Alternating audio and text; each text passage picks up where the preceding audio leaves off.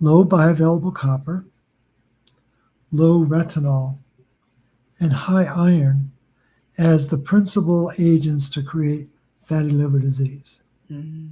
And so what happens inside the liver is what people need to understand is that the liver was designed by our maker and Mother Nature to be a storage depot for copper and retinol. Hmm. It was never intended to be an iron locker, and that's what it's become. That's what it's become in the modern era. But since 1928, scientists have known that if you deny copper in the diet, iron will rise in the liver. It's axiomatic. It's like a seesaw. As soon as copper goes low, iron goes high. And as that iron builds in the liver, it begins to disrupt many of the enzyme functions that are critical to take place inside the liver.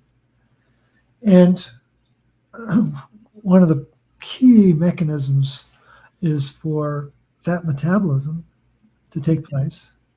And what a lot of people don't know is that the mechanism to get fat into the mitochondria, it's acylcarnitine transferase.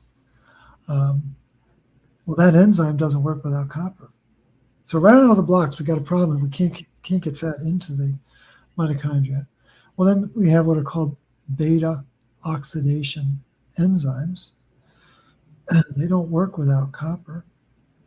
Now, I've read probably about 10,000 articles in the last 14 years. I found one that revealed the difference between burning sugar and burning fat in the mitochondria. One. Mm. And when you read Primal Body, Primal Mind, what the author tells us is that early man and early woman ate the fattest meat they could find. Mm-hmm. We're designed to eat protein and fat. We're not designed to eat sugar. That's not, our mitochondria are really not designed to do that. And you got to have copper. The catch 22 is you can't absorb copper unless you have fat in your diet.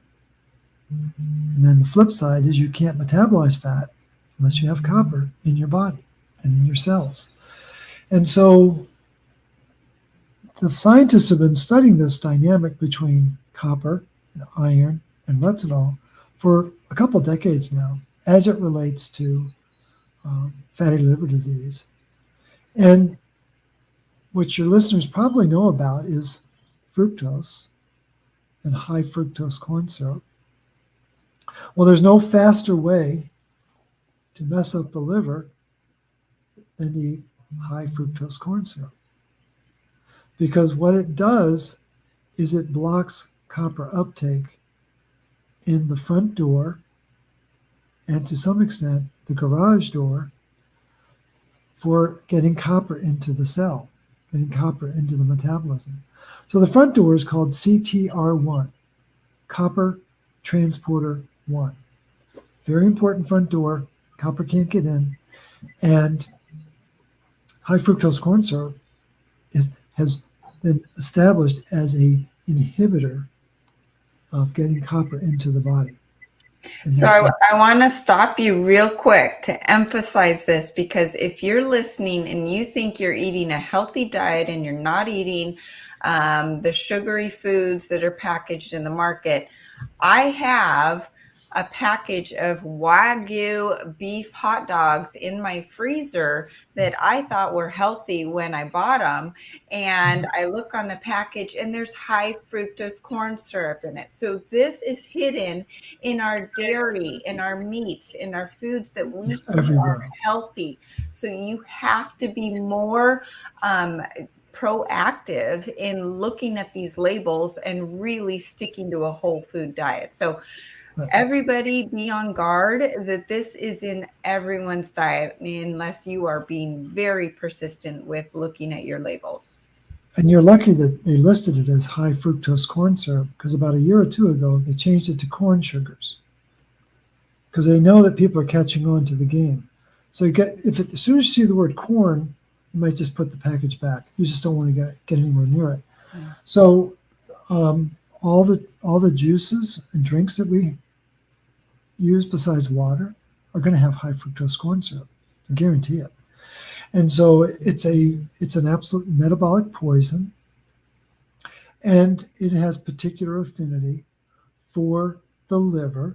You can't break down fructose anywhere but the liver.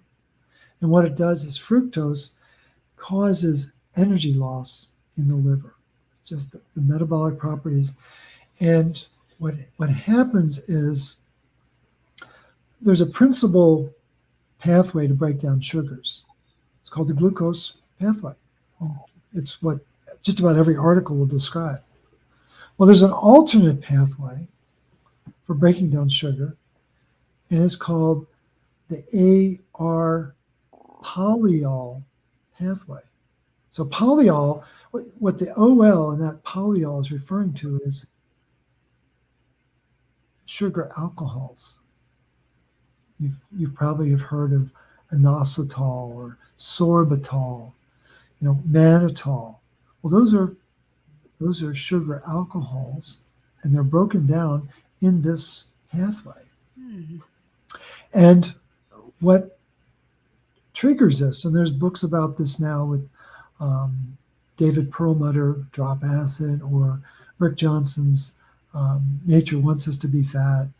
I was actually in a meeting with him about a month and a half ago, and I said, nature does not want us to be fat. Nature wants us to be in balance. And he smiled and he said, "You're right, Morley." And so the thing is, if we don't deal with this fructose problem, it's going to burn out our liver. And the issue is that AR stands for aldose reductase, just the name of the pathway, aldose reductase polyol pathway, and it's a beast inside our body. Why? Because it creates a copper crisis. And when fructose gets broken down, the next sugar that gets created is called sorbitol. Sorbitol is not our friend. Sorbitol, and this is based on research from Dr. Briggs from 1981, sorbitol chelates 98% of the available copper. Basically, it's a vacuum cleaner to pull copper out. So we've got this dynamic. We've got fructose at the front end blocking copper uptake. We've got sorbitol, the next metabolic property, the next metabolite is sucking up copper. And then it begs the question, well, where's this copper coming from? It's a really good question. So that I think we've talked about the copper protein called ceruloplasmin. Mm-hmm. It's a very important protein in our blood. It has many different functions, but one of its principal jobs is to deliver copper to the mitochondria. It's really important, especially the liver mitochondria. And just to put it on scale, the liver, the hepatocytes, have about 10,000 mitochondria per cell. So it's really important that they get access to copper, because the mitochondria are dependent on copper to do their work. And so we've got this crisis with copper. We've got the liver is not getting access the way it's supposed to. And we're losing energy, because to break down fructose, you have to expend energy to break it down. And then what's going to happen is we're going to start to make more uric acid. Uric acid is not our friend. And when I was having lunch with Rick Johnson, I swallowed hard, and I said, "Rick, I have this theory." I said, when we're not making energy, when we're not making ATP, we're making uric acid. And he smiled and he said, "You're absolutely right, Morley." And then we fist pumped on that. So to emphasize this, food is supposed to make energy. Right. You're supposed to get energy from food, and fructose is actually stealing energy from you. And I had this conversation with my teenage daughter, who's an athlete, because she wants to get applesauces for quick energy to have right before a workout. And I said, just so you know, that fructose without the fiber is actually stealing the energy that you think you want for your workout. So wanted to emphasize that as well.